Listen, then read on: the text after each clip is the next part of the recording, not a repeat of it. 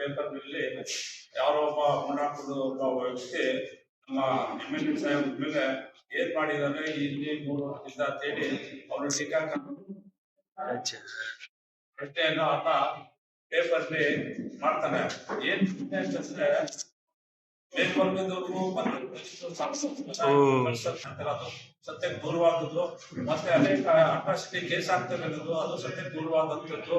ಆಮೇಲೆ ಇವ್ರು ಯಾವುದೋ ಒಂದು ಪತ್ರಿಕೆ ಯಾವುದೋ ಒಂದು ವಿಡಿಯೋ ಕಾನ್ಫರೆನ್ಸ್ ಅಥವಾ ಟಿವಿ ಗೌರ್ಮೆಂಟ್ ಮುಖಾಂತರ ಪ್ರಶ್ನೆ ಇದ್ರೆ ಅವ್ರಿಗೆ ನೆಚ್ಚಿಗೆ ಎಲ್ಲ ಸಲದ ಅಪವಾದನೆ ಹೇಳ್ತಾರೆ. ಅಲ್ಲದೆ ಮತ್ತೆ ಅವ್ರ ತಂದೆ ನೋಡ್ತಾನೆ, ನಮ್ಮ ನಾಗರತ್ನಮ್ಮ ನೋಡ್ತಾರೆ, ಕಾಂಗ್ರೆಸ್ ನೋಡ್ತಾರೆ. ಆತನಿಗೆ ಏನ್ ತಲೆ ಕೆಟ್ಟಿದೆಯೋ ಅನ್ನೋ ನಮ್ಗೆ ಒಂದು ಗೊತ್ತಾಗ್ತಾ ಇಲ್ಲ.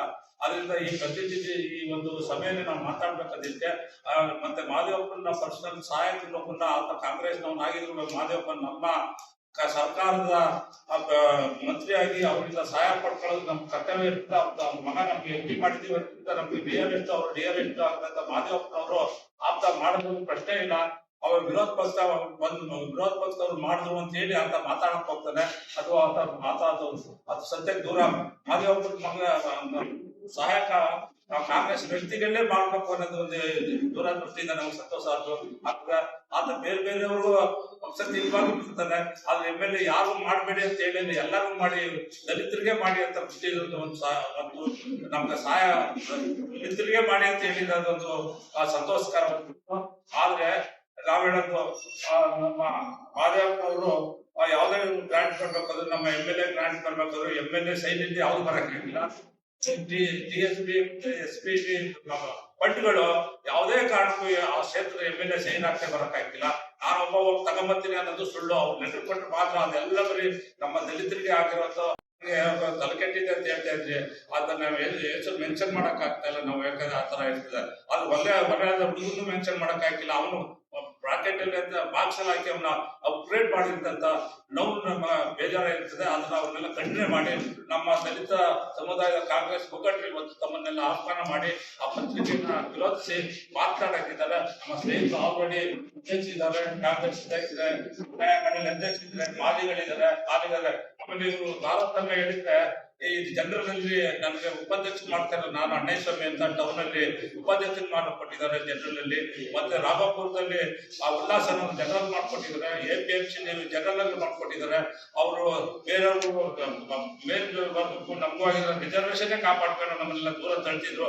ಅದು ತಪ್ಪು ಅಂತ ನಾನು ಸಾಧನೆ ಮಾಡಕ್ಕೆ ನಿಮ್ನೆಲ್ಲ ದಯವಿಟ್ಟು ಕರೆದಿದ್ರೆ ಅದನ್ನ ಖಂಡಿತವಾಗಿ ನಾವು ಖಂಡಿಸ್ತಾ ಇದ್ರೆ ನೀವು ಕಾರವಾಗಿ ಪತ್ರದಲ್ಲಿ ನಿಮ್ದೇ ಆದ ಕರ್ನಾಟಕ ರಾಜ್ಯದಲ್ಲಿ ಮಾದೇವಪ್ರಸಾದ್ ಅವರು ಇವತ್ತೇನಾದ್ರು ಕರ್ನಾಟಕ ರಾಜ್ಯಕ್ಕೆ ಪರಿಚಿತರಾಗಿರೋದ್ರಿಂದ ಅಭಿವೃದ್ಧಿ ಕೆಲಸ ಮಾಡೇನೆ.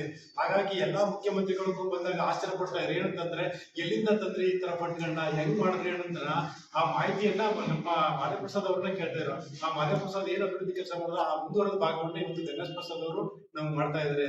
ಅವ್ರು ಯಾವತ್ತೂ ಕೂಡ ಯಾವುದೇ ಜಾತಿ ತಾರತಮ್ಯ ಮಾಡಲ್ಲ. ಅವ್ರ ಮನೆ ಮುಂದೆ ಹೋದಾಗ ಅವ್ರು ಯಾವ ಪಕ್ಷ ಕೇಳಲ್ಲ, ಯಾವ ಜಾತಿ ಅಂತ ಕೇಳಲ್ಲ. ಈ ವ್ಯಕ್ತಿ ಕಷ್ಟ ಇರೋದು ಕೇಳ್ತಾರೆ, ಅದ್ ಏನ್ ಸಹಾಯ ಅದ್ ಮಾಡ್ತಾರೆ.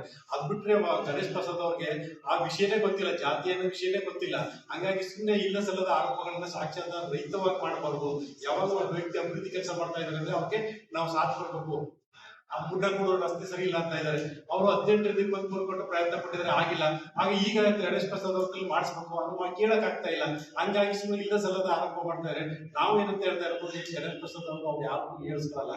ಅವ್ರೊಂದ್ಸತಿ ರೋಡ್ ಹೋದ್ರು ಅಂತ ರೆಕಾರ್ಡ್ ಮಾಡ್ಕೊತಾರೆ. ಆ ಕೆಲಸನ ಮಾಡೇ ಮಾಡ್ತಾರೆ. ಈಗ ಹೆಂಗ್ ಮಡಾಳಿ ಸರ್ಕಲ್ ಹೇಗಿತ್ತು, ಇವಾಗ ಹೆಂಗ್ ಮಾಡಿದ್ರು ಅದೇ ತರ ಮುನ್ನಪುರ ರಸ್ತೆ ಕೂಡ ಅವ್ರ ಫೈಲಲ್ಲಿ ಇದೆ, ಮಾಡೇ ಮಾಡ್ತಾರೆ. ಅದು ಬೇರೆ ಪ್ರಶ್ನೆ. ಇವರು ಕೆಲಸ ಕೇಳಕ್ಕೂ ಆಗಲ್ಲ, ಇದು 18 24 ಗಂಟೆ ಕೆಲಸ ಮಾಡಿಸ್ಕೋ ಆಗ್ಲಿಲ್ಲ.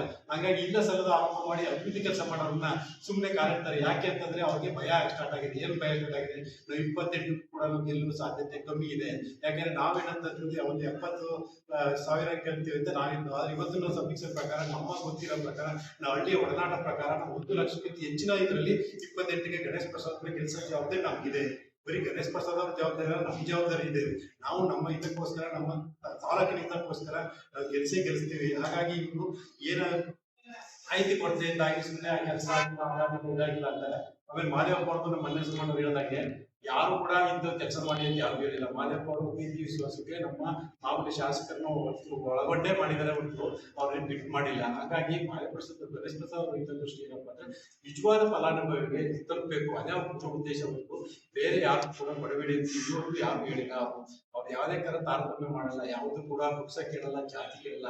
ಅವ್ರು ಏನ್ ಸಹಾಯ ಮಾಡ್ತಾರೆ, ಅವರು ಸರ್ಕಾರ ಶಾಸಕರ ಅನುದಾನ ಹೊರತುಪಡಿಸಿ ತನ್ನ ಸ್ವಇಚ್ಛೆಯಿಂದ ತಮ್ಮ ಜೋಬಿನಿಂದ ಕೂಡ ಅವ್ರು ಖರ್ಚು ಮಾಡ್ಕೊಂಡು ಇವತ್ತು ಎಲ್ಲಾ ಒಂದು ಶಿಕ್ಷಣ ಕೇಂದ್ರ, ಹಾಸ್ಪಿಟಲ್ ಆಗಿರ್ಬೋದು ಅಥವಾ ಒಂದು ಉದಾಹರಣೆ ಕೊಡ್ತಾರೆ. ನಮ್ಮೂರಲ್ಲಿ ಒಬ್ಬ ಆಂಬುಲೆನ್ಸ್ ಇಂದ JSS ಫೋನ್ ಮಾಡಿದ್ರು ಸಾಹೇಬ್ರಿಗೆ, ನಾನು ಅಲ್ಲೇ ಇದ್ದೆ. ಆಗ ಪ್ರವೀಣ್ ಇಂಡಿಯಾ ಅಂತ ಒಂದು ಸಲ ತಂದೆ, ಅವ್ರು 2.5 ಸಾವಿರ ಕೇಳಿದಂತ ಆಂಬುಲೆನ್ಸ್ಗೆ ಇವ್ರು 3.5 ಸಾವಿರ ಕಳಿಸ್ತಾರೆ ನಮ್ಗೆ. ಅಂದ್ರೆ 1 ಸಾವಿರ ಎಕ್ಸ್ಟ್ರಾ ಇಲ್ಲ ಅವ್ರಿಗೆ. ಆತರ ಅಷ್ಟೊಂದು ಮನೋಸ್ಥಿತಿ ಇರೋರಿಗೆ ಇವ್ರು ಸುಮ್ಮನೆ ಇಲ್ಲ ಸಲ್ಲದ ಆರೋಪ ಮಾಡಿ ಕುಂಠಿತ ಮಾಡ್ಬೇಕು ಅಂತ ಯಾವುದೇ ಕಾರಣಕ್ಕೂ ಅಭಿವೃದ್ಧಿ ಕೆಲಸಗಳು ಕುಂಠಿತ ಆಗಕ್ಕೆ ಸಾಧ್ಯನೇ ಇಲ್ಲ. ಅವ್ರು ಇನ್ನೂ ಹೆಚ್ಚು ಅನುದಾನ ಅಂತಂದ್ರೆ ಯಾಕೆ ಅಂತಂದ್ರೆ ಮಾದೇವಪ್ರಸಾದ್ ಅವರು ಏನಿದ್ರು ಅದೇ ತರನೇ ಗಣೇಶ್ ಪ್ರಸಾದ್ ಅವರು ಎಲ್ಲರೂ ಕೂಡ ಒಳಗೊಂಡಿದ್ದಾರೆ.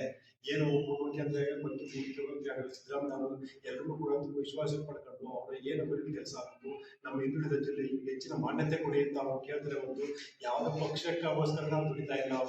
ಅವ್ರು ಏನಂದ್ರೆ ನಾನು ಇದಾಗಿದ್ದೀನಿ, ಯಾವುದೋ ಸ್ಥಾನಮಾನಗಳು ಬೇಕಾಗಿಲ್ಲ, ನನಗೆ ಏನ್ ಶಾಸಕರಾಗಿದ್ದೀನಿ ಆ ಶಾಸಕರ ಅವಧಿಯಲ್ಲಿ ನನಗೆ ಎಷ್ಟು ಕೆಲಸ ಆಯ್ತು ಅಷ್ಟು ಕೂಡ ನಾನು ಮಾಡ್ಬೇಕು.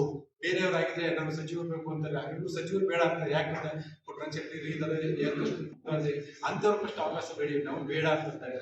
ಅಂದ್ರೆ ಅಂತ ಪರಿಸ್ಥಿತಿ ಇರೋರು ಅಭಿವೃದ್ಧಿ ಕೆಲಸಕ್ಕೆ ಮಾತ್ರ ಮಾನ್ಯತೆ ಕೊಡ್ತಾರೆ, ಬೇರೆ ಯಾವ ಕೆಲಸಕ್ಕೂ ಕೂಡ ನಮ್ಮ ಗಣೇಶ್ ಪ್ರಸಾದ್ ಮಾನ್ಯತೆ ಕೊಡಲ್ಲ.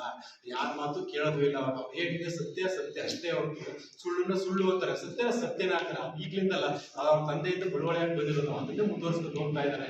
ಇಂಥ ವ್ಯಕ್ತಿ ನಮ್ಗೆ ಸಿಕ್ಕಿರೋದು ನಿಜ ಸ್ನೇಹಜೀವಿ ಅಂತಂದ್ರೆ ತಪ್ಪಾಗಲಾರದು.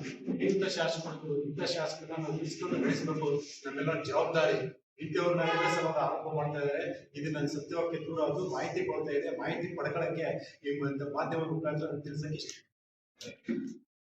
ತಮ್ಮ ಹಿಂಬಾಲಿಗರನ್ನು ಎತ್ಕಟ್ಟಿ ವಿವಿಧ ಕಾಲದ ಆರೋಪಗಳನ್ನ ಮಾಡ್ತಕ್ಕಂಥ ನಾವು ಗಮನಿಸ್ತಾ ಇದ್ದೀವಿ. ಇವರು ಹಾಲಿ ಶಾಸಕರು ದಲಿತ ವಿರೋಧಿಗಳು ಅಂತ ಹೇಳ್ತಾರೆ. ದಲಿತ ವಿರೋಧಿಯನ್ನು ಪಟ್ಟ ಕಟ್ಟಬೇಕು ಅಂತೇಳಿ ಒಂದು ಹುನ್ನಾರ ನಡೆಸ್ತಾ ಇದ್ದಾರೆ. ಇದು ಸತ್ಯಕ್ಕೆ ದೂರವಾದಂಥದ್ದು. ಅವರು ದಲಿತ ವಿರೋಧಿ ಆಗಿದ್ರೆ, ಫಾರ್ ಎಕ್ಸಾಂಪಲ್ ನನ್ನ ಇವತ್ತು ಫ್ಯಾಕ್ಸ್ ಉಪಾಧ್ಯಕ್ಷ ಸ್ಥಾನ, ಜನರಲ್ ಸ್ಥಾನವನ್ನ ನಾನು ಕೊಟ್ಟಿದ್ದಾರೆ. ಅಣ್ಣಯ್ಯ ಸ್ವಾಮಿ ಅವ್ರನ್ನ ಜನರಲ್ ಉಪಾಧ್ಯಕ್ಷ ಮಾಡಿದ್ದಾರೆ, ಉಲ್ಲಾಸ್ ಅವ್ರನ್ನ ಮಾಡಿದ್ದಾರೆ ಅಧ್ಯಕ್ಷರನ್ನ.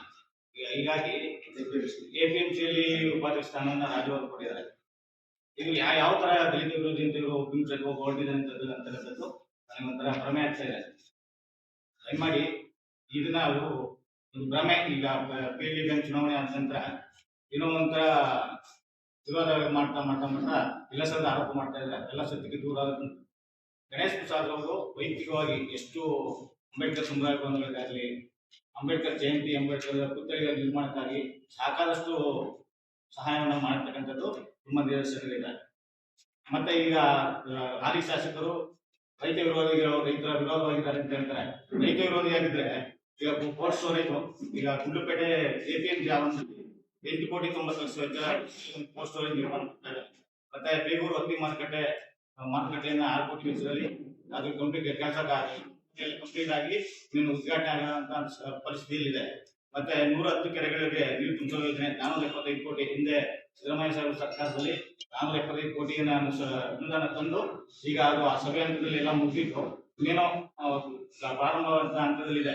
ಇಷ್ಟೆಲ್ಲ ಅಭಿವೃದ್ಧಿ ಪರ ಕೆಲಸ ಮಾಡ್ತಾ ಇದ್ರು ಕೂಡ ಇವರು ತಮ್ಮ ರಾಜಕೀಯ ತೇವಲಿಗಾಗಿ ಇಲ್ಲ ಸಲ್ಲದ ಆರೋಪವನ್ನ ಶಾಸಕರ ಮೇಲೆ ಮಾಡ್ತಕ್ಕಂಥದ್ದು ಸರಿಯಿಲ್ಲ ಅಂತೇಳಿ ತಮ್ಮ ಮುಖ್ಯ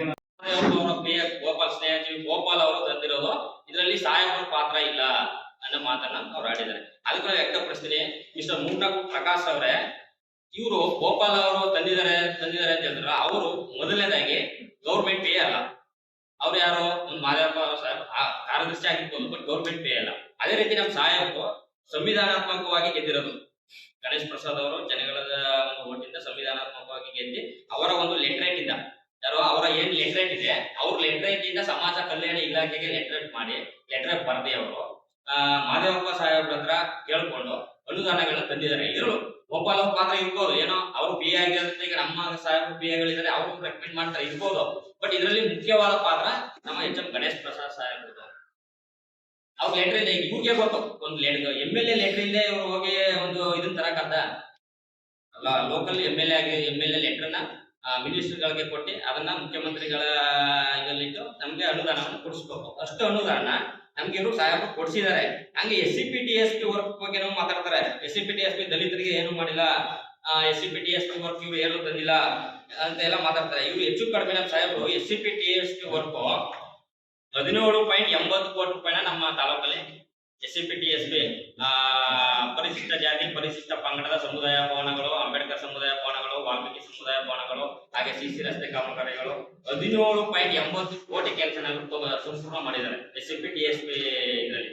ಅದ್ರಲ್ಲಿ ಯಾಕೆ 3-4 ಗ್ರಾಮದಲ್ಲೇ ಇವರು ಇಷ್ಟೊಂದೆಲ್ಲ ಮಾತಾಡ್ತಾರಲ್ಲ, ಇವ್ರಿಗೆ ನಮ್ಮ ದಲಿತರ ಬಗ್ಗೆ ಮಾತಾಡಕ್ಕೆ ನೈತಿಕತೆನೇ ಇಲ್ಲ.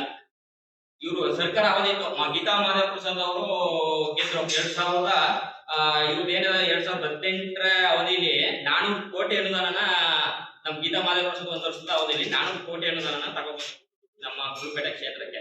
ಬಿಜೆಪಿ ಅಧಿಕಾರದ ಅವಧಿಯಲ್ಲಿ ಅವ್ರು ಗೀತಾ ಮಾಧವ ಪ್ರಸಾದ್ ಅವರು 100 ರಿಂದ 150 ಕೋಟಿ ಅನುದಾನ ಅಷ್ಟೇ ಮಾಡಕ್ಕಾಗಿತ್ತು.